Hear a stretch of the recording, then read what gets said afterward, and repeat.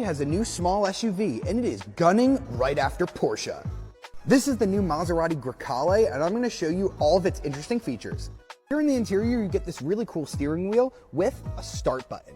You can also change your drive modes right from the steering wheel, and you get these awesome column-mounted paddle shifters. The Grecale gets a big screen for your gauges, a screen for your climate control, and a big screen for your infotainment. Even the clock is a screen, and you can have this become a G-meter or a lap timer. Maserati is going to offer 3 versions of the Grecale. The GT and the Modena get a mild hybrid turbocharged 4-cylinder, producing either 296 or 330 horsepower. But if you get the sporty Trofeo model, you get a twin turbocharged Nettuno V6 producing 523 horsepower. That's the same engine you get in the MC20 supercar. And Maserati will even build an all-electric version called the Folgore.